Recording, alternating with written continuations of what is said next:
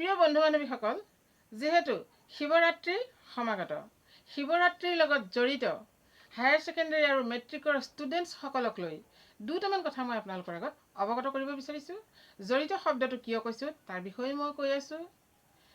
তাৰ আগতে শিৱৰাত্ৰি কোনদিনাখন কিমান সময়ৰ পৰা কিমান সময়লৈকে মিলিছে আৰু শিৱৰাত্ৰিৰ দিনাখন আপুনি কি কি নিয়ম কৰিলে আপোনাৰ পৰিয়ালটোলে লগতে আপোনাৰো মংগল হ'ব, তাৰ বিষয়ে মই দুটামান কথা কৈ ল'ব বিচাৰিছোঁ। যিহেতু ফাগুন মাহ সোমালে, আজি ফাগুনৰ 1 তাৰিখ, সকলোৰে মনবোৰ উৰণীয়া হৈ যায়। উৰণীয়া মই এইটো কথা কোৱা নাই, সঁচাকৈ ফাগুনৰ বতাহে সকলোৰে মন মানে বতাহৰ নিচিনাকৈ উৰণীয়া কৰে। কালিলৈ ফাগুনৰ 2 তাৰিখ, হয়, ফাগুন মাহৰ 2 তাৰিখ দেওবাৰ 15 ফেব্ৰুৱাৰী, শিৱৰাত্ৰি লিখা আছে। মই কেলেণ্ডাৰ চাই কৈছোঁ, কিন্তু সময়টো কিমান সময়ৰ পৰা আছে।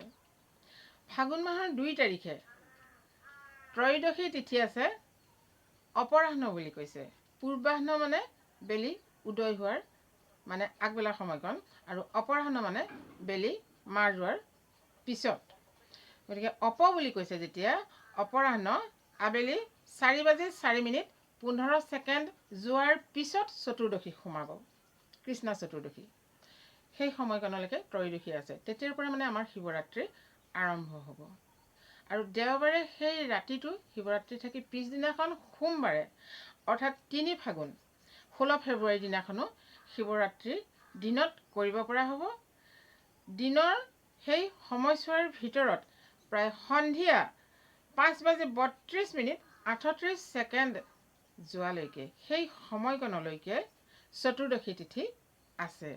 গতিকে আপোনালোকে 2 তাৰিখে সন্ধিয়া সময়ৰ পৰা, সন্ধিয়া 4:04 পৰা 3 তাৰিখে সন্ধিয়া 5:32 এই সময়ছোৱা আপোনালোকে শিৱৰাত্ৰিৰ চতুৰ্দশী তিথি পাইছে। তাৰ মাজতে এটা কথা কৈ লওঁ, আমি কওঁ শিৱৰাত্ৰি, গতিকে ৰাতি আমি শিৱৰাত্ৰি পাতোঁ।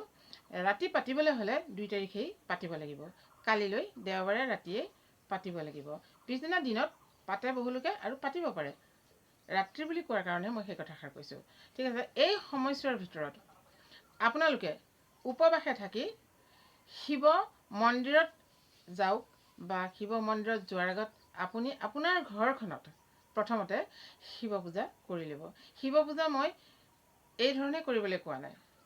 আপোনালোকে বুট, মগু, কল যি পাৰে গোটাই এখন শৰাই সজাব। যদি শৰাই সজাব নাজানে, এটা খৰাহী বা বটা এটাত আগবঢ়াই দিলেও হ'ব, আগলি কলপাত এখিলা লৈ। প্ৰথম কথা শুনি যাব।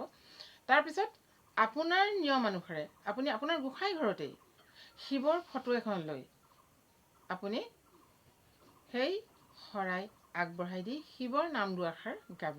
যদিহে শিৱৰ নাম আপোনালোকে কোনোবাই বিচাৰে, কমেণ্টত জনাব, মই শিৱৰ নাম দুআষাৰ গাই ইয়াৰ নেক্সট ভিডিঅ'ত দি আছোঁ। শুনি যাওক কথাখিনি। তাৰপিছত আৰু এটা বিশেষ বস্তু আপোনালোকে জানেনে, আগতে আমাৰ মাহঁতে শিকাই থৈছে আৰু ময়ো সেইধৰণে কৰোঁ। আমি এটা চিলিম দিওঁ, ভাঙৰ চিলিম। ভাঙৰ চিলিম আমি ক'ত পাম? আমি মাইকী মানুহ, মতা মানুহসকলে যদি বনাই দিয়ে বেলেগ কথা।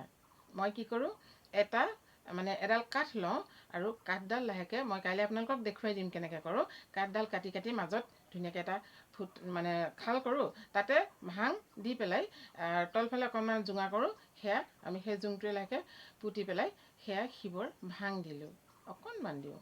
আৰু পাৰিলে পিঠাগুড়ি, কেঁচা পিঠাগুড়ি খুন্দি তাত অকণমান ভাং দি কম পৰিমাণে দি পেলাই লাডু বনাই সেইধৰণে আপুনি মিঠৈ বনাই শৰাইত দিব পাৰে। ঠিক আছে, সেইধৰণে কৰি আপুনি শিৱৰ নাম গাব আৰু সেইধৰণে আপোনাৰ নিয়ম কৰিব পাৰিব। তাতকৈও এটা ডাঙৰ কথা আছে, কি শিৱৰাত্ৰিৰ দিনাখন আপুনি লোহাৰ বস্তু কেতিয়াও কাকো দান নিদিব। প্ৰথম কথা, এই নিয়মখিনি আপুনি এনেধৰণে মানিলে আপোনাৰ ঘৰখনৰ প্ৰতি মংগল হ'ব। তাৰোপৰি শিৱ অতি সোনকালে সন্তুষ্ট হয়।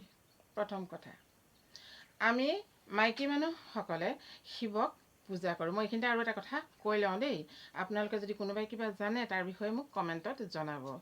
মই এটা কথা জানো, কি মোৰ শাহু আৰু মায়ে শিকাই থৈ যোৱা, শাহু মা এতিয়া নাই, আমি ছোৱালী অৱস্থাত থাকোঁতে, মইতো নাই কৰা বাৰু, কিন্তু ছোৱালীসকলে শিৱক পূজা কৰে নহয় জানো, শিৱৰ কাৰণে ব্ৰত ৰাখে, ঠিকে আছে, সোমবাৰে সোমবাৰে শিৱৰ কাৰণে ব্ৰত ৰাখে। কিন্তু বিয়া হোৱাৰ পিছত আমাৰ নিজৰ মানুহজনহে প্ৰকৃত শিৱ। গতিকে মানুহজনক আমি সেৱা কৰি যদি শুদ্ধৰূপে স্বামীক মানে সেৱা কৰোঁ, সেয়াই হৈছে আমাৰ শিৱ পূজা। তাতোতকৈ ডাঙৰ একো নাই। বিয়া হোৱাৰ পিছত সেইকাৰণে মহিলাসকলক শিৱ ব্ৰত ৰাখিবলৈ মানা কৰে, শিৱ ব্ৰত ৰাখিব নাপায়। মানে শিৱক সেৱা কৰাৰ পৰিৱৰ্তে নিজৰ স্বামীক সেৱা কৰিব লাগে, সেয়াই মানে প্ৰকৃত শিৱ। এতিয়া আপুনি প্ৰশ্ন কৰিব যে মই মোৰ স্বামীক পূজা কৰিম নে কালিলৈ শিৱক পূজা কৰিম? সেইটো কথা নহয়। শিৱৰাত্ৰিৰ দিনা আমি শিৱক পূজা কৰিম আৰু শিৱক সেৱা কৰিম।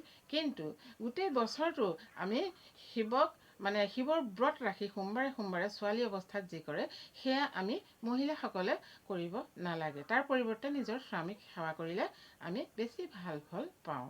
আমি শিৱক সেৱা কৰি থাকিম, কিন্তু সেই ব্ৰতৰ কথা মই কৈছোঁ, যি উপবাসে থাকি আমি নিয়ম কৰোঁ ছোৱালীতে। ঠিক আছে, ইয়াৰ পিছৰকণ মই ক'বলৈ গৈ আছোঁ।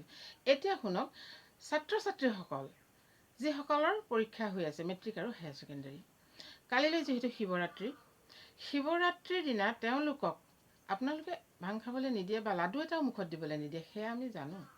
কিন্তু চাব, সেই ল'ৰাটো বা ছোৱালীজনী কাষৰ ঘৰলৈও আপুনি অকণমান সময়ৰ কাৰণে শিৱৰাত্ৰি বুলিও ফুৰিবলৈ কিন্তু ভুলতো নপঠাব।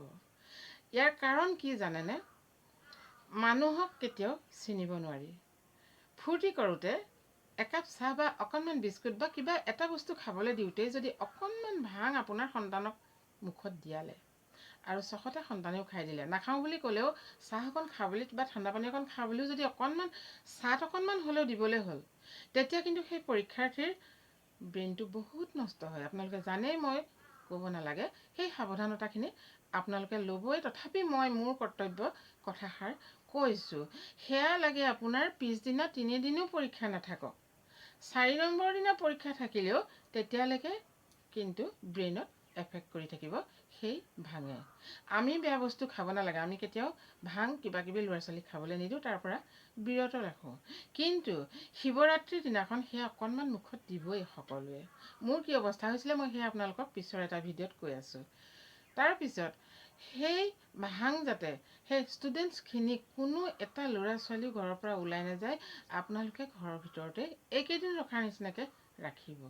পাৰিলে নেক্সট বছৰত তেওঁলোকে শিৱক আৰাধনা কৰিব। আপুনি ঘৰত শৰাই দিব নহয়, সেই গোঁসাই ঘৰত আপোনাৰ ওচৰতে, আপোনাৰ কাষতে আপোনাৰ সন্তানটোকো সেৱা কৰাই সেয়া সিহঁতকে দি এইবছৰলৈ ৰাখিব। কথাখিনি আপোনালোকে কেনেকুৱা পাইছে বাৰু কমেণ্ট কৰিব। নেক্সট ভিডিঅ'ত মই আৰু অকণমান বহলাই ক'ম। আজিলৈ ভিডিঅ'টি সামৰিছোঁ। ধন্যবাদ।